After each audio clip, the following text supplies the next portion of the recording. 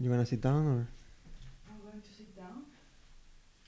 Hello, and welcome to Make Up a Story. Hello, Brandon. Hello, Alba. We are gonna make up a story today, a good one. A good one.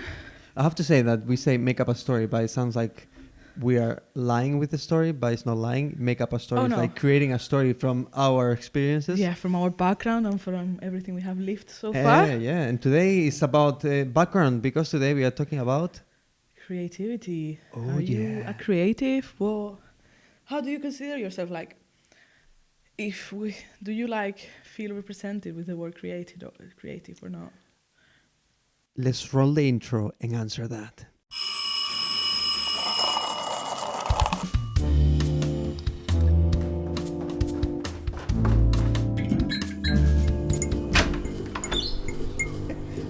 I do believe that I've been always creating things. So yes, I think I'm always creating things, even when before working in entertainment. I used to do videos and everything. So yeah. Yeah. But do you think that's what makes you create? What makes you creative? The fact that you're always creating, or the fact that you are a creative person? Like, that's it. Sorry, I'm getting a bit too deep here, but uh, I that's know what you mean. Yeah. like because I Make the create. question. Huh? Make the question. Let's see. Okay, so so that's making things. That's making creative things like actual videos and stuff like that make you a creative, or the fact that you are a creative person and can find creative solution to normal problems make you creative. I think I was gonna answer that and be the cool guy, but you just said it. Yeah, I do believe someone who is creative doesn't have to do a video or a song or Or a painting, yeah. nothing. I don't think that's being creative. That's being a creator, maybe. But being creative is solving solving issues. Yeah. Because when I was working in hotels and not working in entertainment, I was working as a receptionist or working as a PR. Your job is talking to people, but for me it was so creative because I was able to talk to people and they will come with issues, with problems, and my job was to make them the best holiday ever and how to solve their issue, being Yeah. creative. Yeah, being creative and just make it nice for them and just help them enjoy, I guess. When do you find out that you were creative? I think that has been actually something more recent to me. I grew up like in high school and even in school. I was always like really good with maths, physics, chemistry, and everything. So I was like, oh, I'm a like sciencey kind of person. Yeah. But then when I finished high school, I didn't want to do anything kind of. I was thinking kind of go for engineering or something like that. But it was like Which is completely different. what I'm doing right now. Yes, I'm a video editor, by the way. I'm a filmmaker. So yeah, I always like kind of label myself as like a more technical, scientific person. Yeah, So which is, I think you are really good at maths because the way you work with Premiere Pro, you love the shortcuts, you love the numbers. I love the technicality of things. Yeah. Yes, I love like dividing stuff in like doing split screens and all of that. I love it. I think it's really, really, really cool, and that's the technicality of things and like how colors have to be like in a certain range of like the vector scopes and stuff like that. So I definitely am still technical, and I think that was right. But the fact that I was technical then didn't mean that I wasn't creative, and I think that's the main thing that I have learned so far is the fact that I am not that I'm not only technical, I'm also creative. Yeah. And I think especially me, I think the way I am creative is by building ideas on top of someone else's ideas rather than creating them from the ground Yeah, myself. which I think we are different on that side. Yeah, because, I think you love having. Yeah, you can tell us a bit more. I think you love having like ideas from like the very beginning and developing them. Yeah.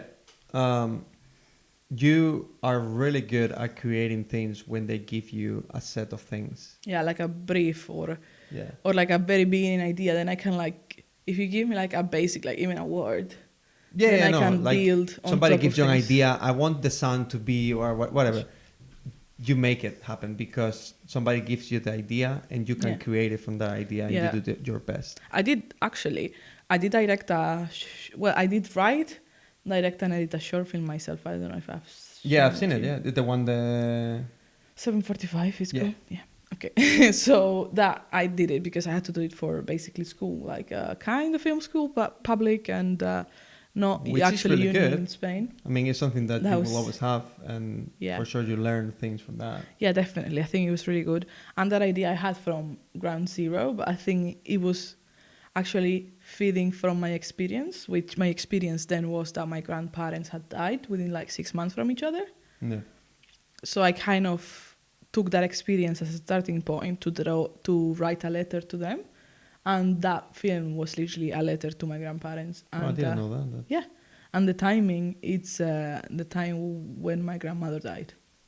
Okay. And basically the guy in the film is looking all the time for that person that is not there anymore. Wow. And it's a spoiler, but it ends in In a sad way. the cemetery. So yeah, that was really exciting actually. But you know, right now nowadays I wouldn't do something like that. I do love writing. But why would you not do it? You believe that you're not good enough? You think No. you don't want to go through that? I don't want to put the effort in. So you're being lazy. Because you're good at it, but you just don't want to do it. No, like I like writing. I still write. It's a very good for my mental health, especially like For when anybody, yeah. when I'm having problems. Yeah, I think it's good for everyone. I just write them down. Yeah. But that's not like creative writing, and I haven't done it in a long time. I don't know. I just don't find the time. I guess I'm busy. I mean, we But have a then- busy job, so yeah, I understand. Yes, but at the same time, I think it's tricky, you know. But like, if you have a story, for example, like we are filmmakers, so of course we want to make a video, we want to make a short film, we want to make something of it. I could write it, but then I have to put it on the ground. Like I have to take it off the ground. Then I have to like tell people. I would probably won't want to spend any money. I would maybe spend like 50 quid on it or something. So then I would have to maybe ask you, oh, can you help me do this? And then a few more friends. And I feel it's a hassle in a way, like it's not going to go anywhere. So I think right now where the main thing is, where the money is in a way, is on TikTok.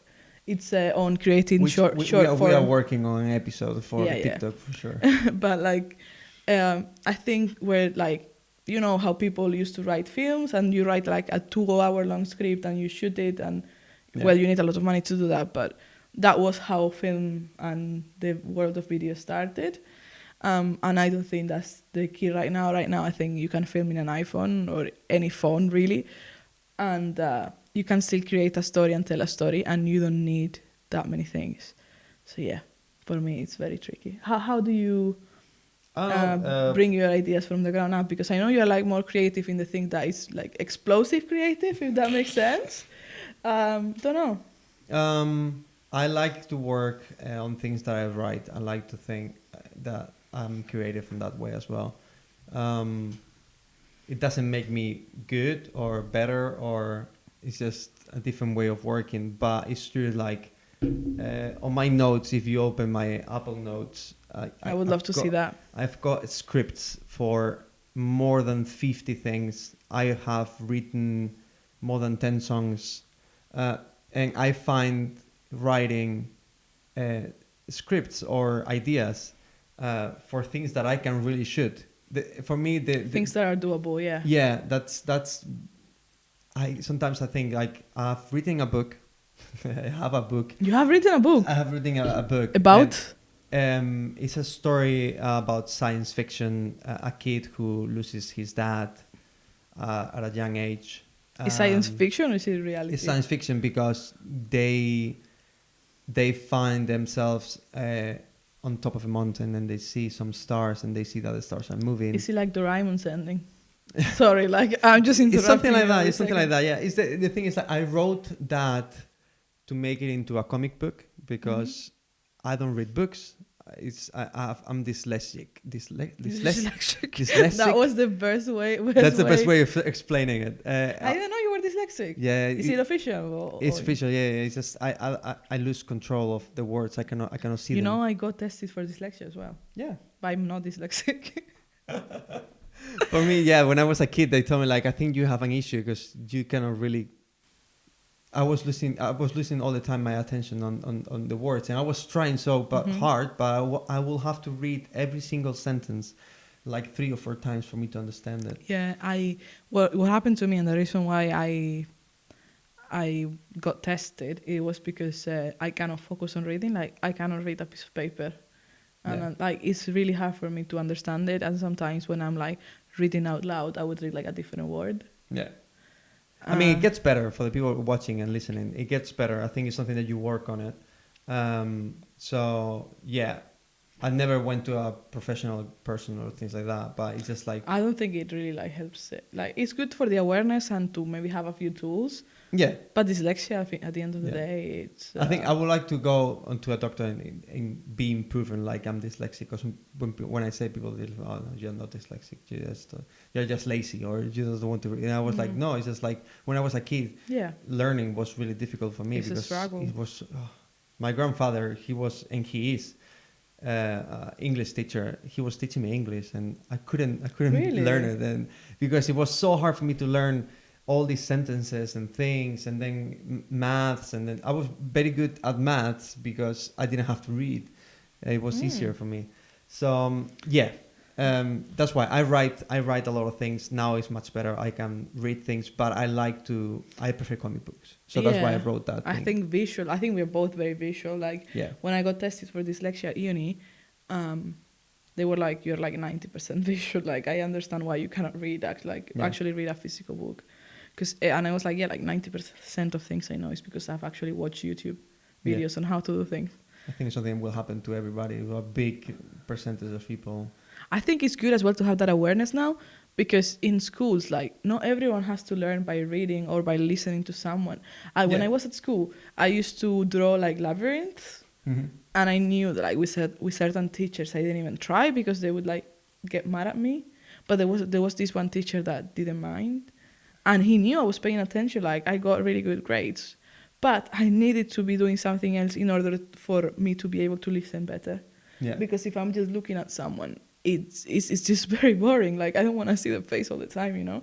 And that's not disrespectful for me. It's just a different way of learning. Yeah, it's a good point. I think schools need to improve that, and I think it's slowly improving, hopefully, especially with like using new technologies. I haven't been in school, so I don't know, but I feel I haven't been in schools, but I'm on like teachers' TikToks. All right. So I guess new technologies are definitely a thing, but I think we need to improve on different ways of learning, and not everyone learns in the same way. Yeah. And we're like just so different from each other that, you know, that those like the way we learn has to be different as well. Yeah. And that's just, you know, it's not a bad thing. It's just different, you know.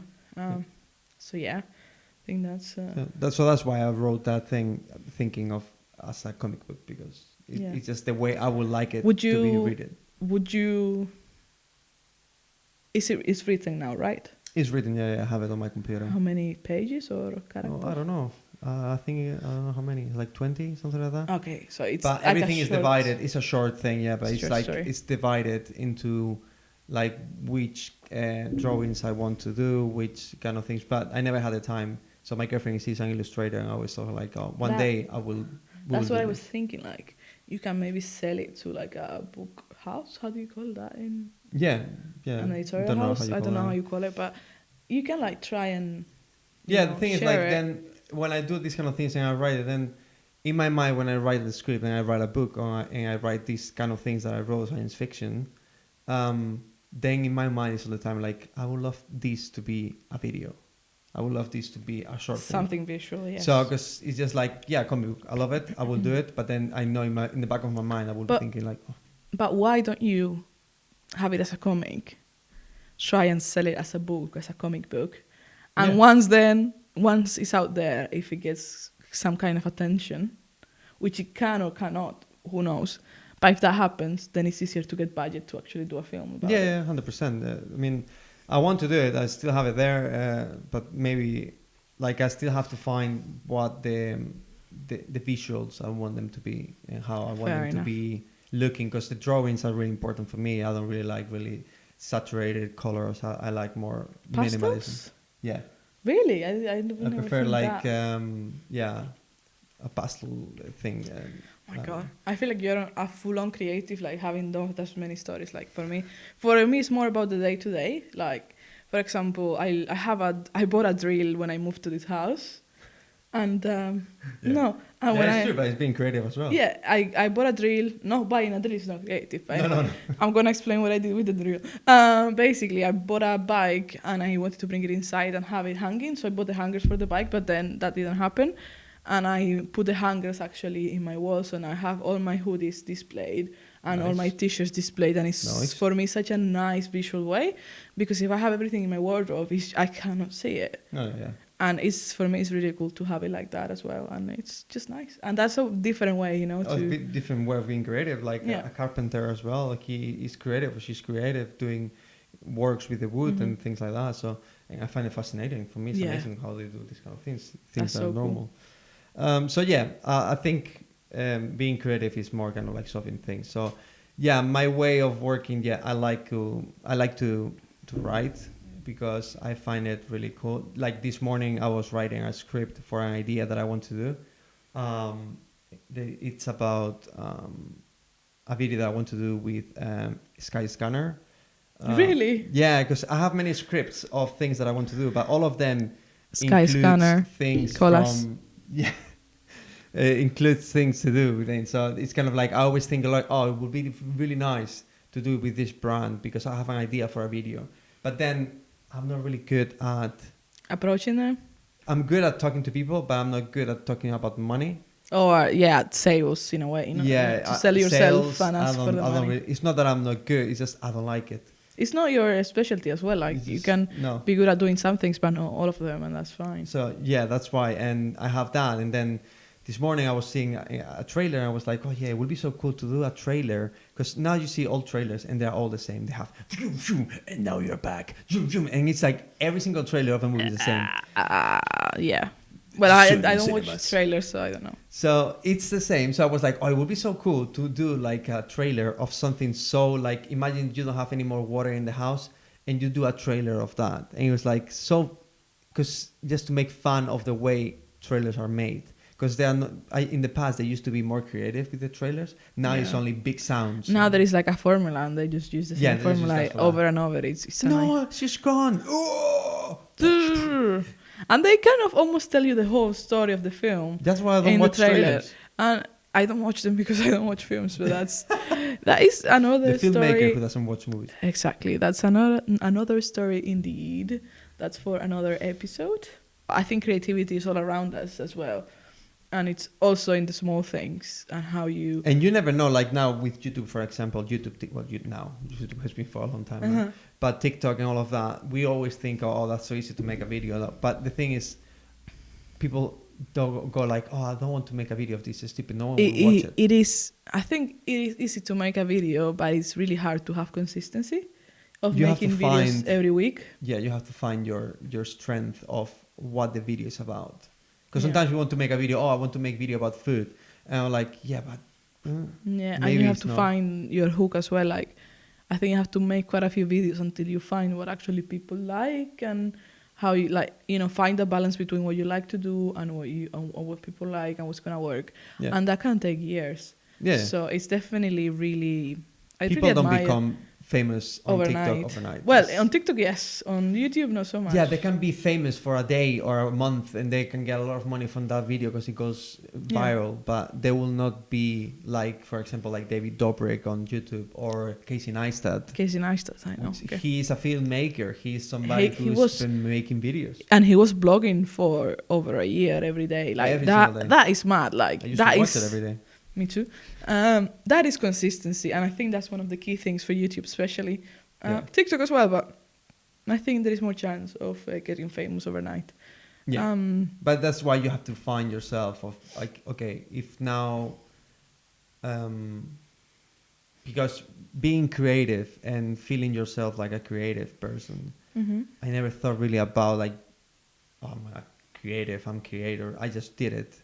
Now when I look back, I go like, I was a creative at the time. Exactly. Because with my cousin at the time in 2008, after coming out from the movie Terminator, there was a new movie and we watched it. We were like, oh, it would be so cool to make a TV show in which the main character has a normal life, but he has some mental health issues. And so we did for more than 2 years. We worked on different Really? YouTube shows when YouTube was the beginning of YouTube. Like 2012 or? No, it was in 2008. Oh wow! So we uploaded and these videos are still uploaded there. And you have to show them. yeah, we just wrote things and then we recorded with a camera really low quality, but we enjoyed it because we were creating something that no one else was doing, and we were editing it. And for me, that was the first time that I got to see the edit. You know, I have a YouTube channel, no? Yeah, but you don't use it. Doesn't count. I did. No. I was uploading for like 2 years. Really? Yes, when I was in high school. Like high school, like maybe like 16, 17, 19-ish. Well, I uploaded every week for like a year easily. And then like... But like, what was about? Well, do you remember? The thing is that you didn't used to watch YouTube Spain, so I don't know. No, if I you don't know anything people. about YouTube Spain. But you know those tags that they used to do in like 2012, those things I did, like, 50 things about me. Really? Yes. It's so weird because you're really shy. But that's when I started editing. Because basically I hated to be in front of the camera, as I do now still. But it was a way for me to have something to edit. Yeah, I get it. And I think more things are on private. I did shoot some short films with my friends, but like very shit quality. Like. Yeah, but like as you said at the beginning, it's not just about the quality. Yeah. It's not about the cameras. It's about like shooting what is on your mind. Yeah, just shoot, and that's how you get better as well. Yeah. Now, for example, we work and we video edit things, and for me, I do agree. Sometimes I can be a little bit of a workaholic because Finally said it. Because I work 8-9 hours a day and then I go home and I just do the same thing. I do the same thing on things for me or for the company that I work for. Maybe I have an idea and I go like, oh, it would be so cool. So I start writing, or I start doing a storyboard, or I start testing the lights. And you go to bed at 2 a.m. Yeah, normally. Like, that's mad. I wouldn't do that. Because it's the only time that I have for me to be with my girlfriend and... to be actually working with your girlfriend next to you. Yeah. And because as well, she's being really creative and she works as well on... she is an illustrator, so she does this kind of like things, and she always tells me, I have an idea for this. So then it's like a mutual thing, like she tells me an idea and then you kind of fit into each other. Yeah, so she always tells me, like, I'm not good at stories. She always tells me that, and she goes like, okay, I give you a character and you give me the story. So my job is kind of like writing the story of that character. For me, it's so easy because I can imagine the whole thing and how I can shoot it and how. So yeah, but the only thing that I have to say is that every time that I write that I wanted to say before is, for me, it's really hard to write a script of a big movie because I only write things that I'm able to do. Okay, fair enough. So you kind of stay in the real world. You don't go like crazy. I've written scripts of being science fictions for a video, but it will be a video that I can make at home. So I'm not thinking about a spaceship. I think about like an alien is on Earth, is here in London, and something happens to him in a normal real world. I don't know. It's different. Fair enough. I would like to be in the headspace of writing that kind of like big things, but it's not really what I really... I mean, because to be honest, for most people who actually write those things, you're going to write them and they're going to just die there because it's really hard to get those things off the ground. Like, you need to have a lot of contacts, you need to have a lot of money, and it's not that easy to just make a film. You know what? I have had some people come to me and be like, oh, I have this idea for a film. I know you're a filmmaker.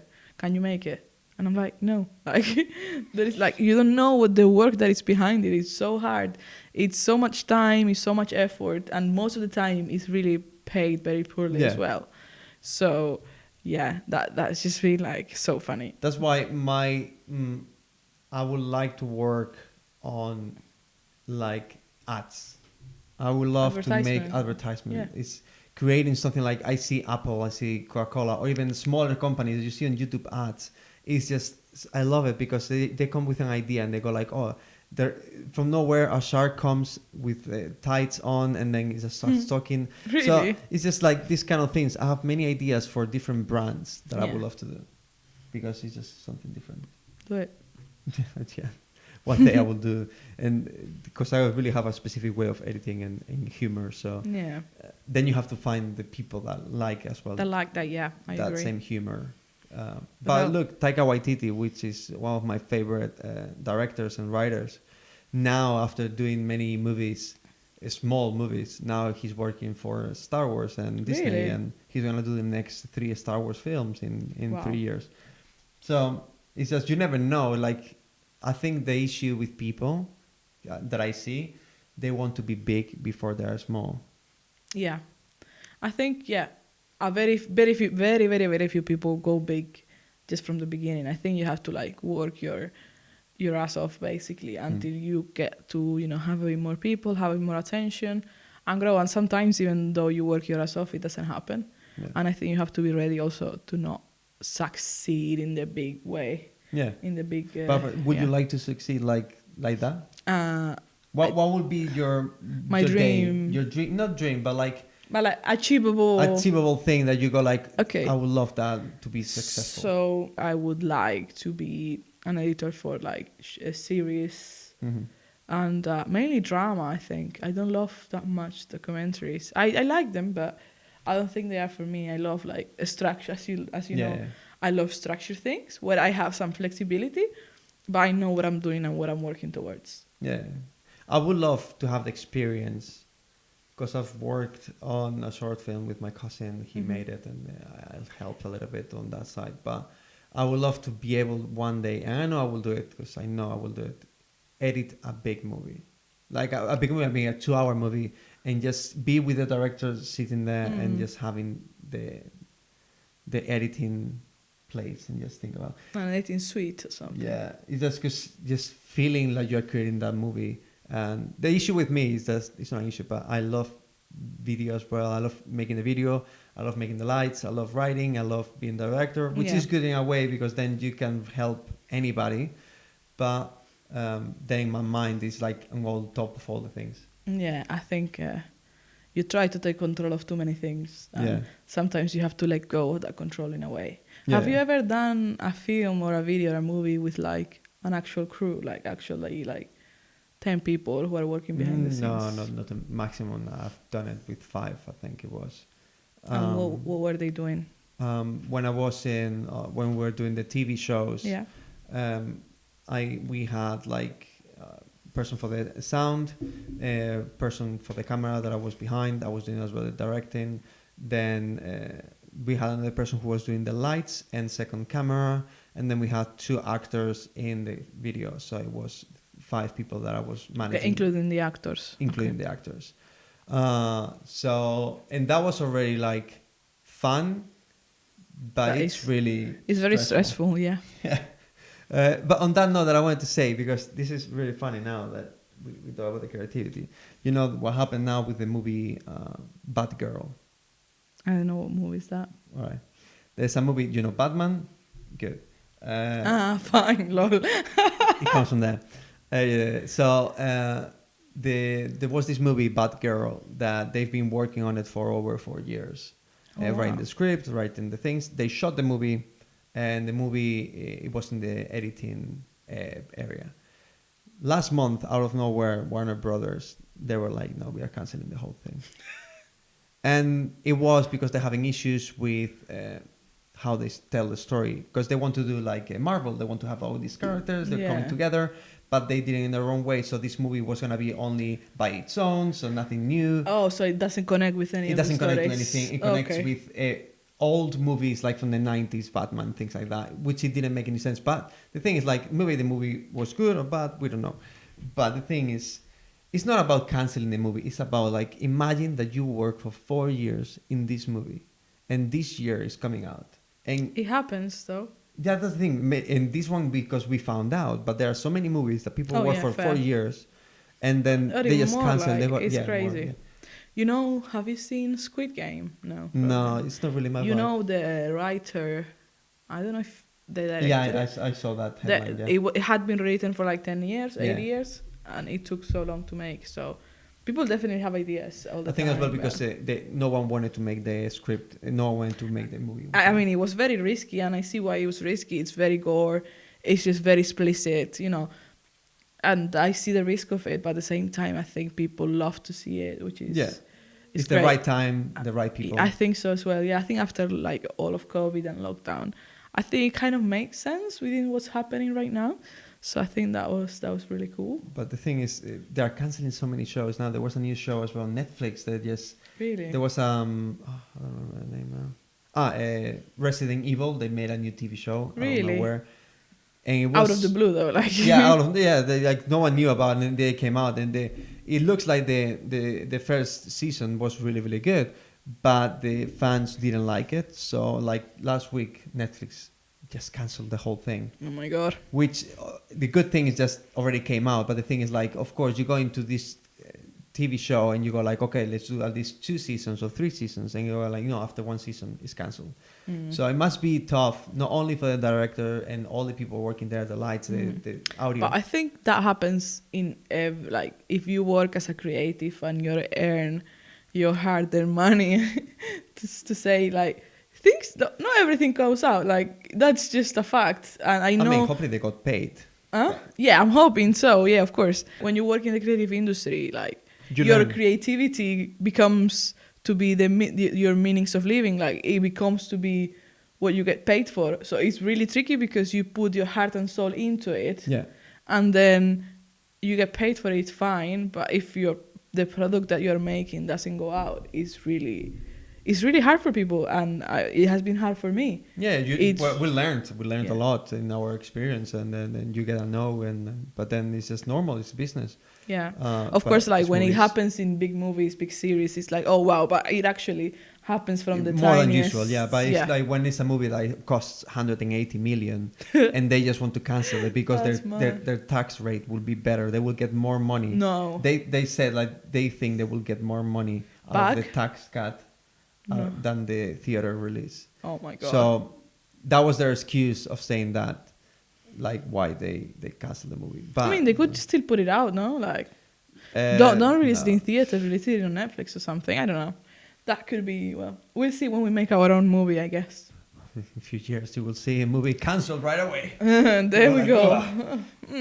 Anyway, Brandon, it's been a pleasure. It's been a pleasure. Like always. Always, yeah. And I had the glass of water with no water, but you had the really water good. there, no? Yeah.